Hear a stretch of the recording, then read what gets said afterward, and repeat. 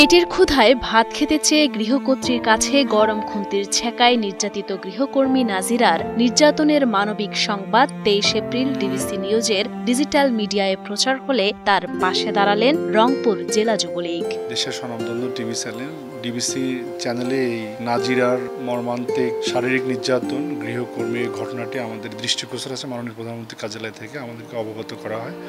মর্মান্তিক শারীরিকভাবে নির্যাতন করেছে পবিত্র রমজান মাসে। তো আমরা ডিবিসিতে নিউজ প্রচারিত হওয়ার মাধ্যমে আমার সংগঠনের সভাপতি এবং আমি কেন্দ্রের সঙ্গে পরামর্শ করে আমরা তাৎক্ষণিকভাবে রংপুর মেডিকেল কলেজ হাসপাতালের বার্ন ইউনিটে এসেছি। ভুক্তভোগী নাজিরা বর্তমানে রংপুর মেডিকেল কলেজ হাসপাতালের বার্ন অ্যান্ড প্লাস্টিক সার্জারি বিভাগে চিকিৎসাধীন।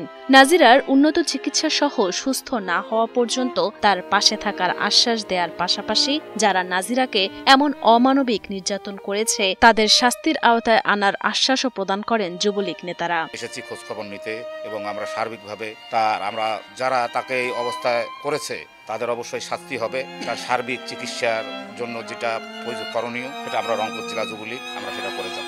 নাজিরার পাশে আমরা দাঁড়িয়ে আছি তার পরিবারকে সাহস জোগানোর জন্য, যে নাজিরার এই ঘটনাকে যারা ঘটিয়েছে মূল ঘটনাকারীকে বের করে এমন একটি দৃষ্টান্তমূলক শাস্তি দেওয়া হোক যাতে আর কোনো নাজিরার জীবন এভাবে অন্ধকারাচ্ছন্ন না হয়। যুবলীগের এমন মহানুভবতায় আপ্লুত নাজিরার মা জোসনা বেগম সহায়তা ও চিকিৎসার আশ্বাস পেয়ে কৃতজ্ঞতা জ্ঞাপন করেছেন রংপুর যুবলীগের নেতৃবৃন্দের প্রতি।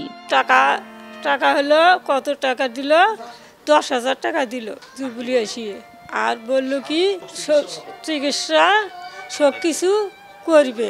অসহায় নাজিরার পাশে চিকিৎসা সহায়তা নিয়ে যুবলীগের এগিয়ে আসায় খুশি হাসপাতালে চিকিৎসা নেয়া রোগী ও স্বজনরা। এ সময় নির্যাতনকারীদের কঠোর শাস্তির দাবিও করেন তারা। যুবলীগ পক্ষ থেকে আসিয়া 10,000 টাকা দিল এবং তাদের সমস্ত রূপে চিকিৎসার দায়িত্ব তাদের যত প্রয়োজন যদি হয় তাহলে ঢাকা শহর নিয়ে যাওয়া চিকিৎসা করবে, সে কথা বলি গেল যুবলীগ। উল্লেখ্য, ঢাকা শাহজালাল বিমানবন্দরে উচ্চমান সহকারী পদে কর্মরত আনোয়ার হোসেনের বাসায় গৃহকর্মী হিসেবে কাজ করতেন গাইবান্ধার ফুলছড়ি উপজেলার উড়িয়া ইউনিয়নের পূর্ব বানিয়াপাড়া হাজিরহাট এলাকার নাজিরা খাতুন। জানা যায়, বিভিন্ন সময় নানা অজুহাতে বেধড়ক মারধর করতেন গৃহকর্তা আনোয়ার হোসেনের স্ত্রী। সবশেষ ঈদের সময়ে শরীরে জ্বর নিয়ে কাজ কম করাতে ভাত খেতে দেয়া হয়নি তাকে।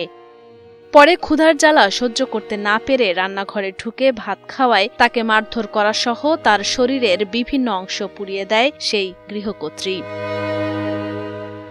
এ সময় অসহ্য যন্ত্রণায় এক গ্লাস পানি চাইলে বুকে গরম খুন্তির ছেঁকাও দেওয়া হয় নাজিরাকে। সে সময় তাকে কোনো চিকিৎসাও দেয়া হয়নি বলে অভিযোগ করে নাজিরা। পরে নাজিরার পরিবার ঈদের 2 দিন পর খবর পেয়ে গাইবান্ধায় নিয়ে এসে জেলা সদর হাসপাতালে ভর্তি করান। অবস্থার অবনতি হলে গত 17 এপ্রিল রংপুর মেডিকেল কলেজ হাসপাতালে উন্নত চিকিৎসার জন্য ভর্তি করানো হয় গৃহকর্মী নাজিরাকে।